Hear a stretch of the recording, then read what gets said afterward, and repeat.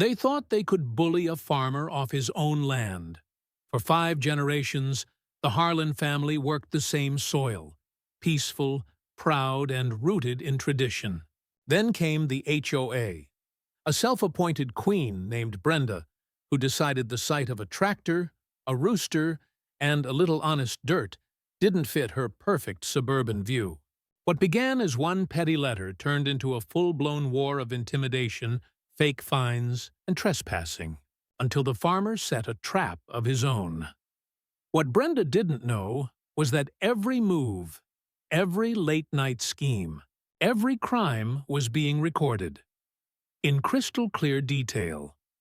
When the truth finally played out in front of the entire neighborhood, the HOA's empire crumbled in seconds. This isn't just a story about land. It's a story about justice. Stay till the end, because the final twist will make your jaw drop.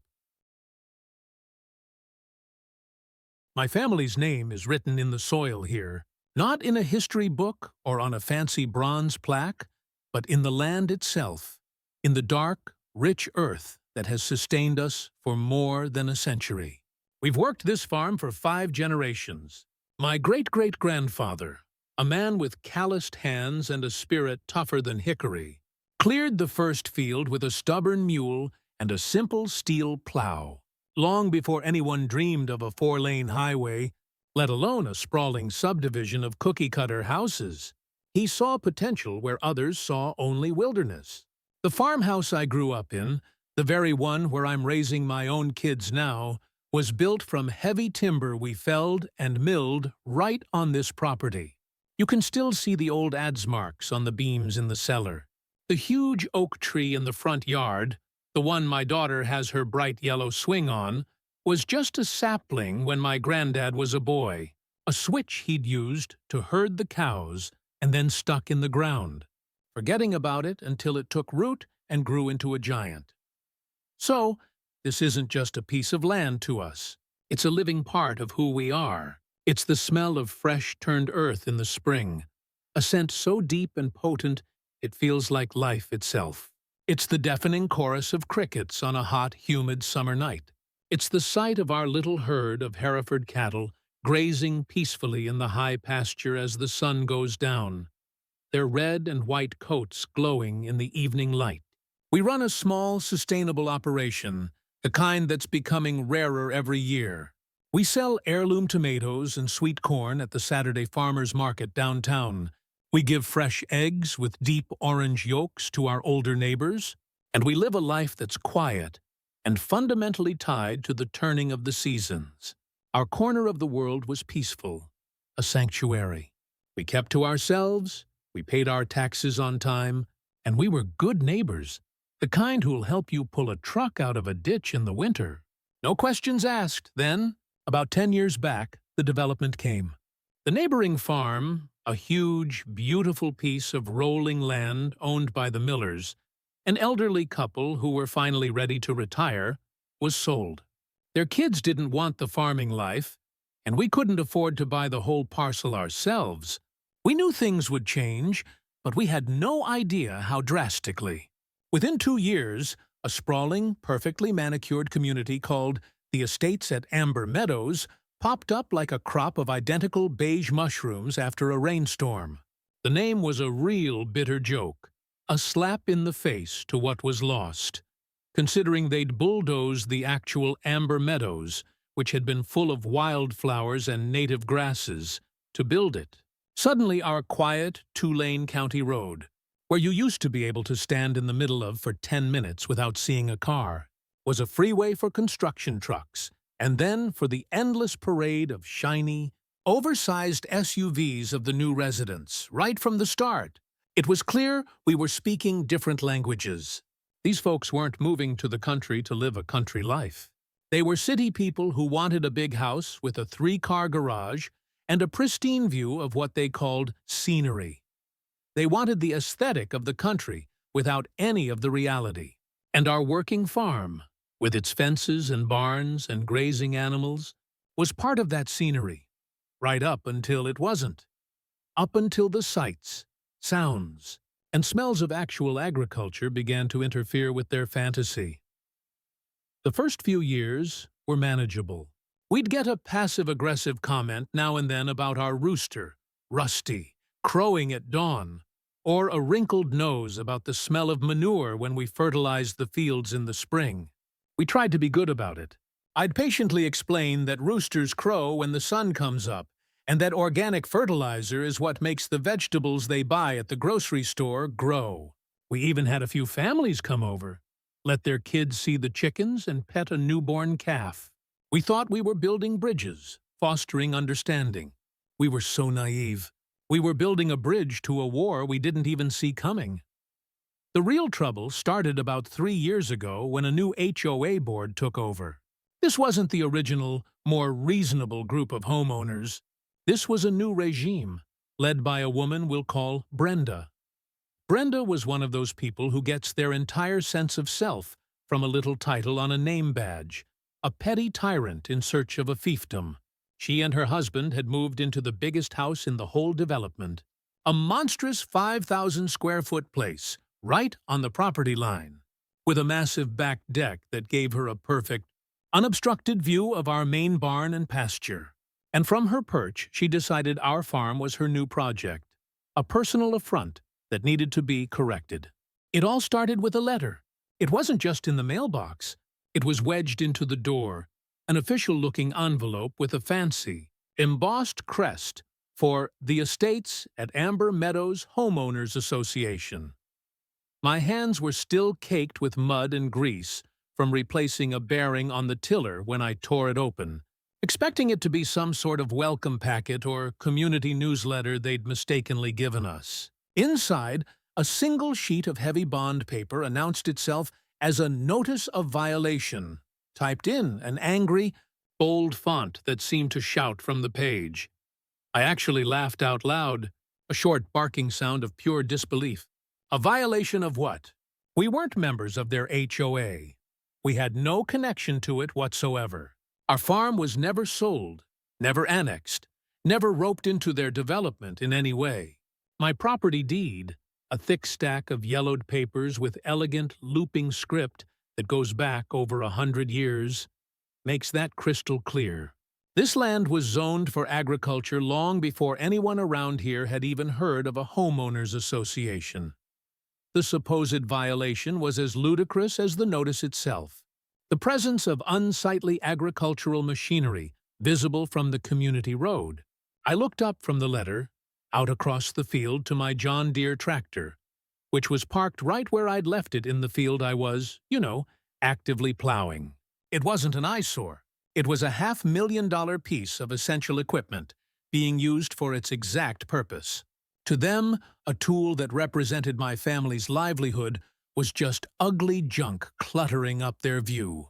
The letter cited some rule in their endless HOA covenants about neighborhood aesthetics and demanded I move the tractor to a location where the residents of Amber Meadows couldn't see it within 7 days, or I'd face a $50 a day fine. It was just so profoundly absurd. It was like telling a fisherman he can't park his boat near the water, or telling a chef his kitchen smells like food. I figured I'd handle it the way you handle any simple misunderstanding, politely and with facts. That evening, I sat down and wrote a short, courteous letter back. I explained that my property wasn't, and had never been, under their HOA's jurisdiction. I explained that it's a working farm, and the tractor is kind of essential to the whole farming part of it. I even went to the county records office the next day and got a fresh copy of my property survey map, highlighting the clear, unambiguous boundary line, and included it with my letter. I sent it all by certified mail, complete with return receipt, so they couldn't pretend they didn't get it. I genuinely thought that would be the end of it. A simple, silly mistake, now corrected. It wasn't. It was just the opening salvo. A week later, another letter came, delivered the same way. This one was angrier, the tone dripping with condescension. It acknowledged receipt of my letter, but stated that their legal counsel had advised them that any adjacent property that negatively impacts The visual and olfactory environment of their planned community could be subject to their aesthetic rules and regulations. It was complete and utter nonsense, legal-sounding gibberish they had clearly pulled out of thin air to justify their bullying. The fine, they informed me, was now retroactive and stood at $350. At the bottom of the page, scrawled in a sharp, angry handwriting I would come to know very well, were the words, "This is not a suggestion. This is a final warning." It was signed by Brenda, President. That's when I knew this wasn't a simple misunderstanding. This was a power play. Brenda and her board weren't just ignorant of the law. They were consciously and deliberately ignoring it. They saw our farm as a stain on their perfect, sterile, suburban dream. The developer had probably sold them a bill of goods, telling them the old farm would be gone soon, replaced by more houses just like theirs. And now that they realized we weren't selling, they decided to try and force us out instead. I finally called my lawyer, an old-timer named David Miller who'd known my family for 30 years and had handled my granddad's estate. He let out a long, slow laugh that turned into a cough when I read him the letter. "Son," he said, his voice crackling over the phone, "sounds like you've got a classic case of HOA overreach." "The worst I've ever heard, actually." "Just document everything. Every letter, every phone call, every weird car that slows down on your road. Let them build a case against themselves. These people always get cocky and hang themselves with their own rope." Following my lawyer's advice, I started a file. A simple manila folder labeled HOA. It got thick, fast. Brenda's campaign of harassment went from the realm of the ridiculous to straight-up persecution. The letters became a weekly ritual, each one inventing a new, more fantastical violation. My 80-year-old barn, a structure that had stood longer than any person in that subdivision had been alive, was suddenly an unapproved outbuilding constructed without architectural review. The sound of my tractor starting up at 6 a.m. to get a jump on the summer heat was a persistent noise ordinance violation. My flock of chickens, scratching happily in their spacious, clean coop 100 yards from the property line, were an uncontrolled animal nuisance, posing a health risk.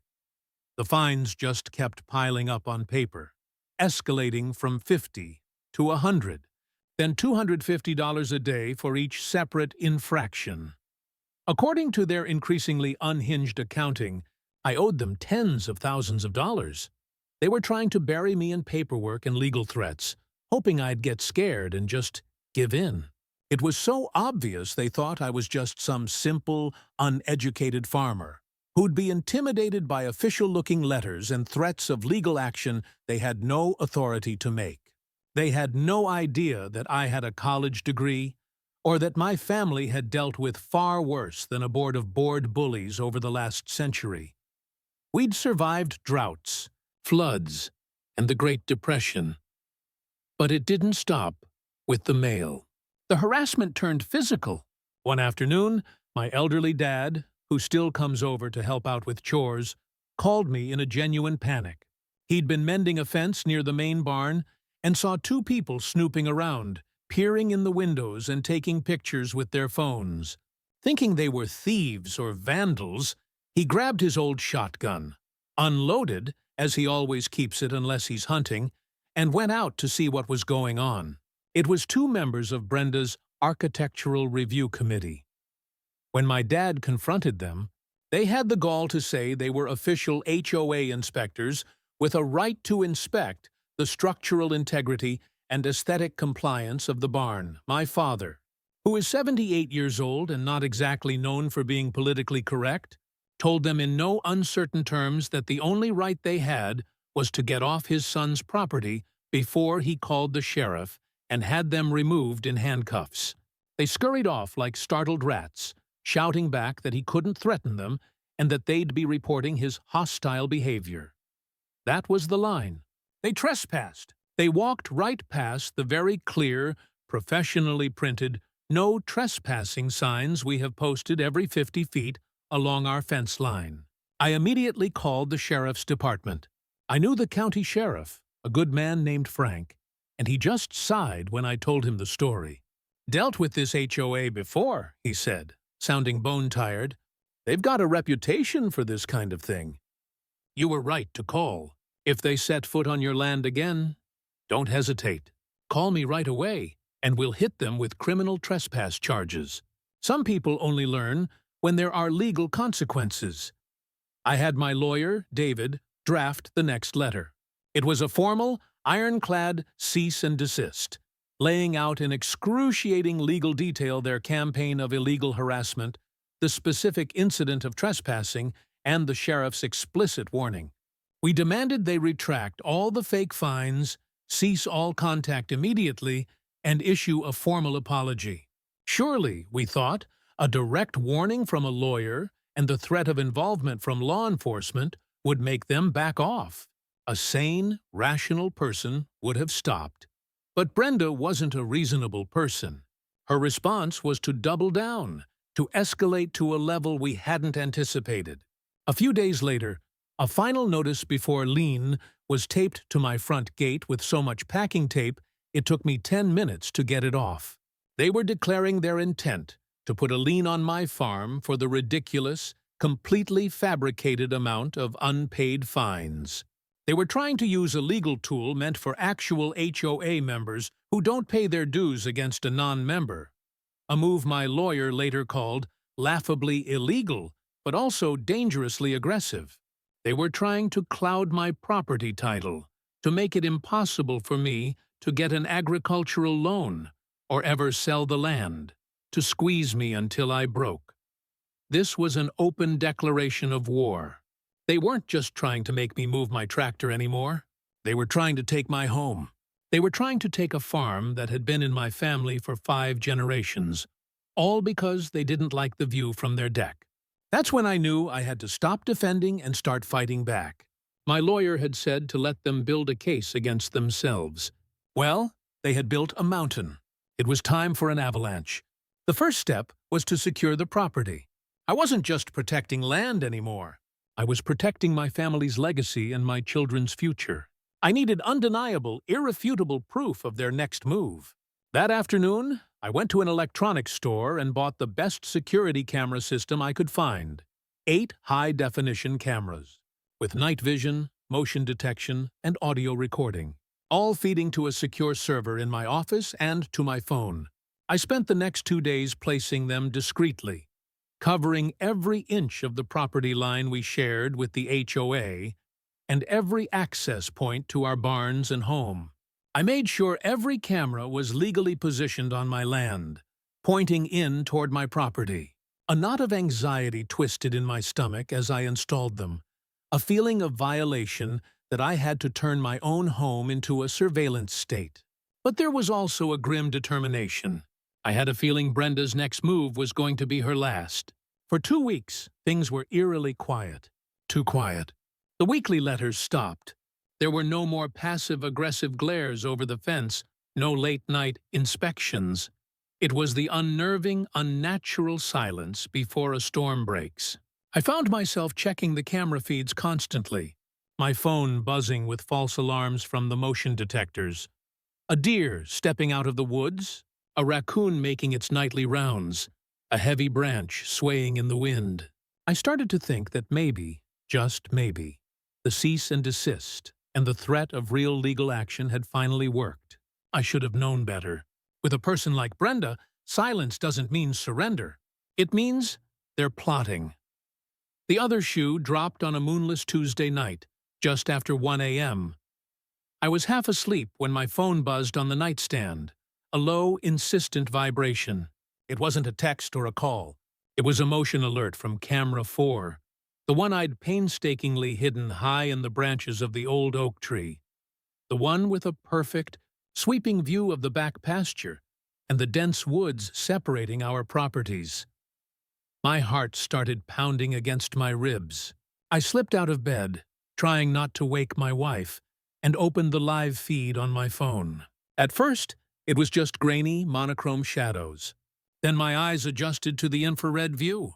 2 figures in dark clothes were creeping along my fence line, moving with a furtive urgency. I pinched the screen to zoom in. One was smaller and wiry, a man I didn't recognize. The other was larger, and their gait was unmistakable, even in the murky, colorless light. It was Brenda. I watched, holding my breath, as the man she was with handed her a small, dark, rectangular object. I knew what it was instantly. It was a live animal trap. They were whispering, but their actions were loud and clear. Brenda took the trap and gestured toward my small herd of goats, which were sleeping peacefully in their fenced pen about 50 yards from the woods. A cold dread, sharp and sickening, washed over me. What was she planning? To trap one of my animals? And then what? Claim it was a stray running loose in her neighborhood? Turn it over to animal control and claim it was aggressive? Have it put down? The pure, calculated malice of it was stunning. This was so far beyond aesthetic complaints and fake fines. This was a deliberate attempt to harm my livestock, to cause me real, tangible, economic, and emotional damage. This was criminal. I watched, mesmerized by the sheer audacity, as Brenda, with a staggering level of arrogance, unlatched a lower section of my own fence that I used for easy access to the woods. She slipped through the opening, creeping onto my property like a predator stalking its prey. The man stayed behind on the HOA side of the fence, acting as a lookout. She moved slowly, deliberately, placing the trap near the edge of the woods, just off a main game trail. She then pulled a plastic bag from her pocket and baited the trap with something. Then, just as carefully, she slipped back through the fence, relatched it, and the two of them vanished back into the manicured darkness of Amber Meadows. I just sat there for a minute, staring at my phone, my mind racing. The video of her trespassing, of her setting a trap on my land, playing on a continuous loop. They thought they were so smart, hiding in the dark. They thought they were untouchable, but they had just walked straight into the one trap they never, ever saw. My cameras. I didn't call the sheriff. Not yet. This was too perfect, too damning. A late-night 911 call would be a chaotic scene. My word against hers. But I had something much better.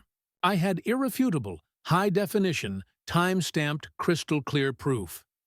I downloaded the footage and saved it to multiple hard drives and to a secure cloud storage account.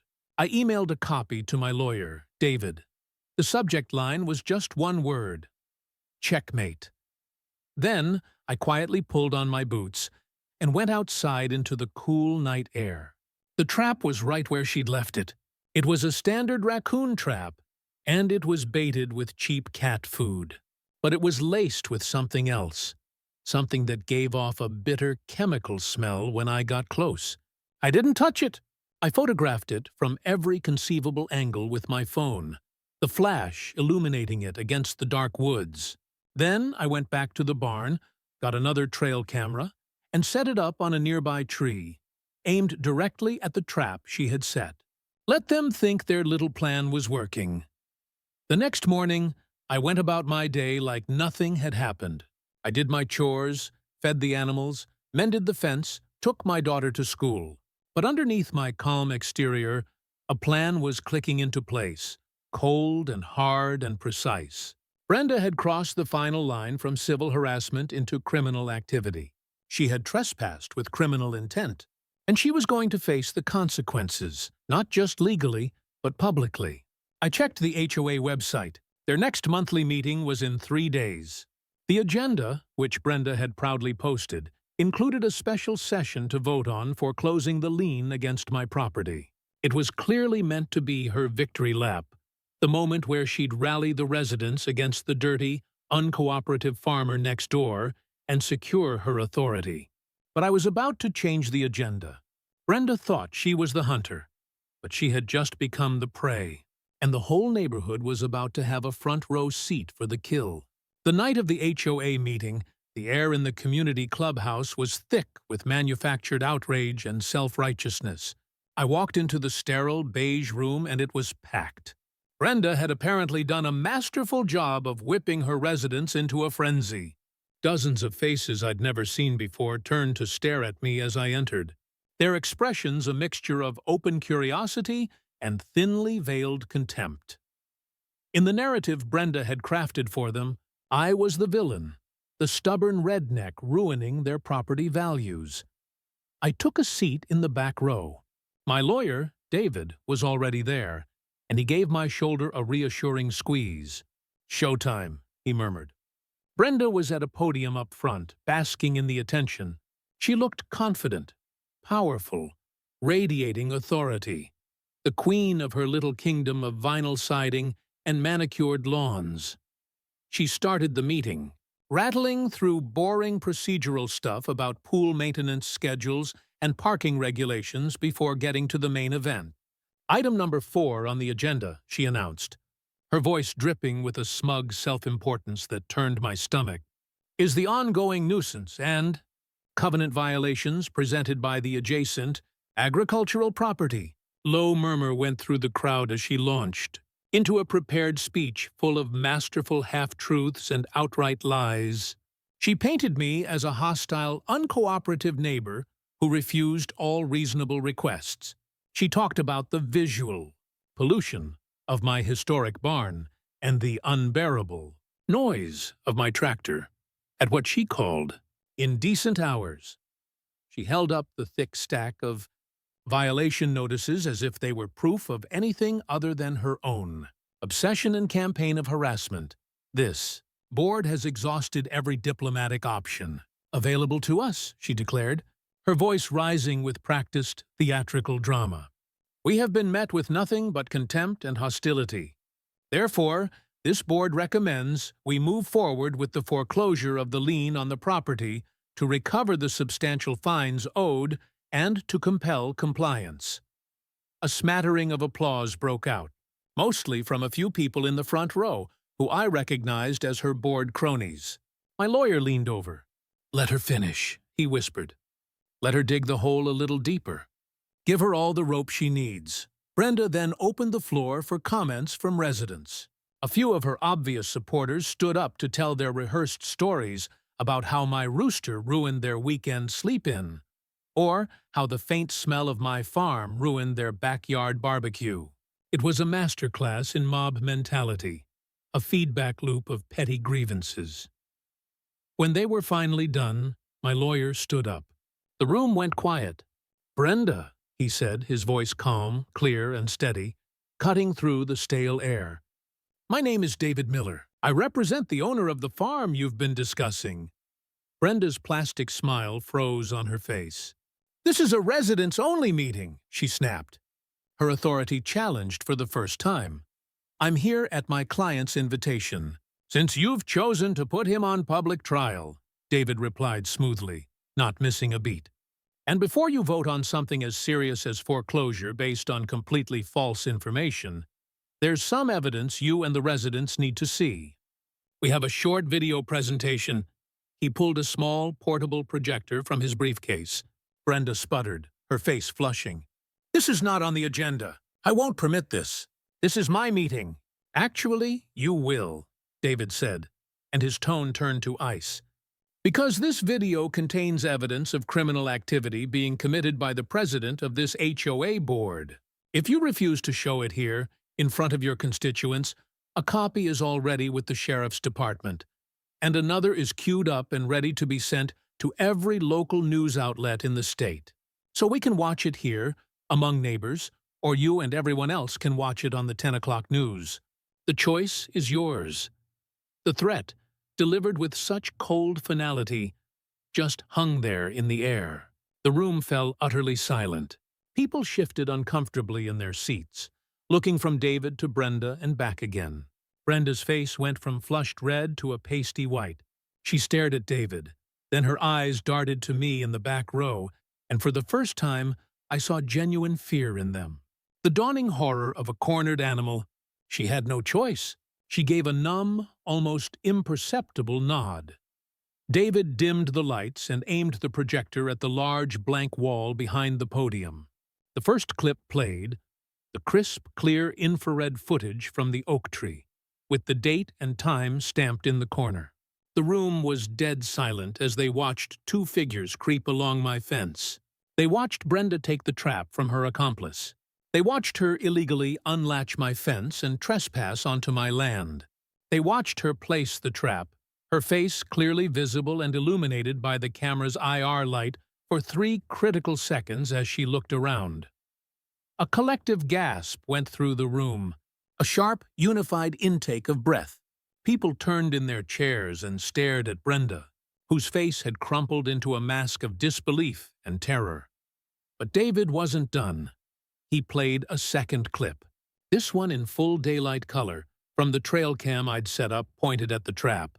It showed me finding and photographing it early the next morning. Then it fast-forwarded through the day. Just after noon, a small raccoon sniffed at the trap, wandered inside, and the metal door snapped shut. The clip then showed the poor animal beginning to thrash around in a panic inside the small cage. As you can see, David's voice boomed in the silent room. Your HOA president trespassed on my client's property to lay a trap. But the more important question is, what was in the bait? He clicked to the next slide on his laptop, which was now projected onto the wall. A scanned copy of an official report from the county animal control officer I had called that morning. The officer who retrieved the animal and the trap confirmed the bait was laced with a high concentration of a powerful sedative, likely crushed sleeping pills. A dose that could cause severe distress or even death to a small animal, or at the very least, make it appear disoriented and sick, maybe with rabies. A convenient excuse to have the animal destroyed, perhaps? Or to create a biological hazard, to report to the county health department. He turned the lights back on. Every single eye in that room was locked on Brenda. Her reign was over in that instant. The whispers started, first a few, then a wave of angry, betrayed voices. She did what? On his property? Is that even legal? A man who had just minutes before been complaining about my tractor stood up, his face red with anger, and pointed at her. We elected you to maintain the neighborhood, Brenda, not to commit crimes against our neighbors. You lied to all of us. Another woman near the front shouted, I'm calling the police! No need, David said calmly. They're already on their way. They just wanted to wait until the presentation was over. Right on cue, as if from a movie script, 2 uniformed sheriff's deputies walked through the main clubhouse doors. The room erupted into chaos. Brenda just stood there, shaking, a statue of crumbling arrogance, as the deputies approached her, took her by the arm, and began to read her rights. The residents, my supposed enemies from 10 minutes prior, were now looking at me with expressions of shock, apology, and even a strange kind of respect. Their hero, their fearless leader, was a common criminal. The aftermath was swift and decisive. Brenda was charged with criminal trespass, attempted animal cruelty, and, after the deputies questioned him, her wiry accomplice was identified and charged as well.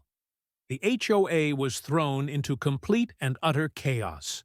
The residents, furious at having been lied to and manipulated, called an emergency meeting and voted out the rest of Brenda's board in a landslide of no confidence.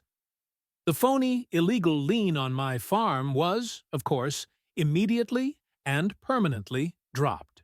A few weeks later, I received a formal public apology from the newly elected HOA board, along with a check that covered every penny of my legal fees. But the story didn't end there. The police investigation into Brenda's actions, spurred by her clear willingness to break the law, uncovered a much deeper rot. It turned out she was also embezzling HOA funds. Her whole crusade against me was partly a smokescreen, a way to justify her iron-fisted control and distract from the fact that she was skimming money from the community's accounts.